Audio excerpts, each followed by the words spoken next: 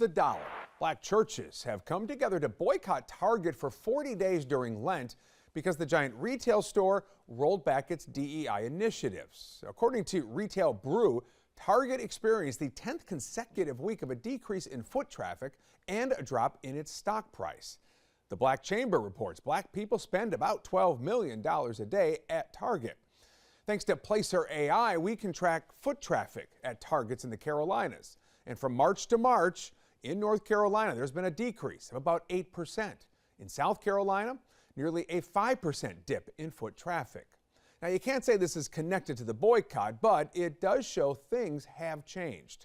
WBTV's Dedrick Russell visited a church that signed up for the boycott and is prepared to say no to Target longer until their demands are met. It's tonight's cover story.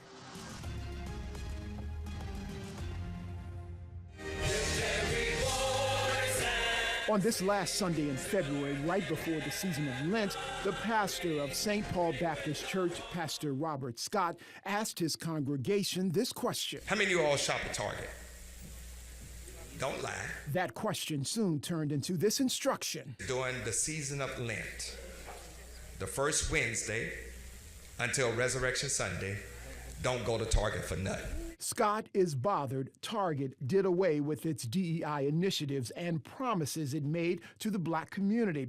That's why he, his members, and more than 150,000 people agreed to fast from Target. Since they want to cut out DEI, we're going to cut out our MONEY. Scott says about 85% of his congregation joined the mission. If y'all join me with that, come on, let's give God a major amen.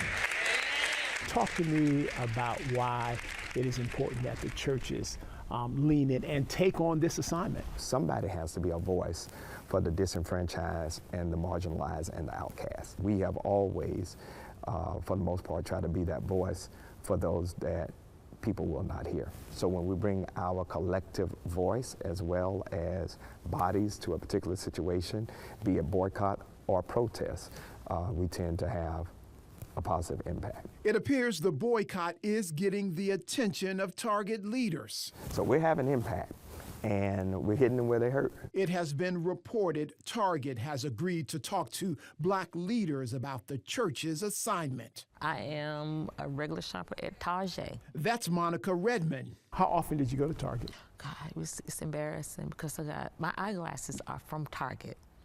So I'll go to Target Optical. This Target shopper was at church when she heard her pastor give the charge. I said, amen. You said amen. Amen.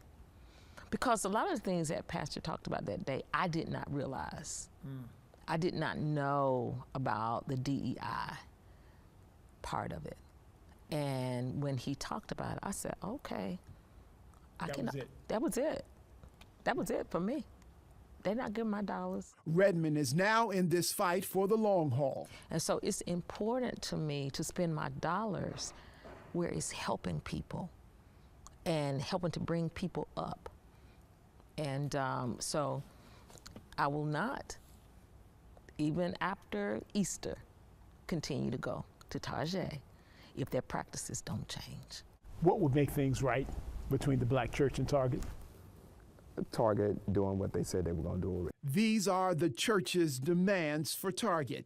Restore its commitment to DEI, honor the $2 billion pledge to the Black business community, deposit $250 million into 23 Black banks, and invest into 10 HBCUs by teaching retail business. By phone, by email, I reached out to Target to get their side of the story. So far, no one has responded. So while I wait for Target, I found one shopper who says people shouldn't just boycott Target. If we're going to fast from Target, we need to fast from everything that's going on. Stop the killing, mistreatment of kids, mistreatment of anybody, not loving our neighbors. So we can't just fast from a store. We need to fast from everything. We can't pick and choose. And when it comes to picking and choosing, this former Target shopper chooses to shop elsewhere. It makes me feel empowered.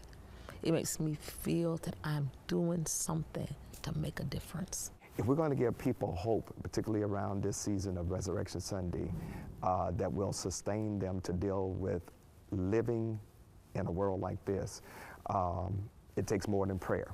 You got to match prayer with deeds. In Charlotte, Dedrick Russell, WBTV, on your side tonight. Dedrick, thank you. Let's talk.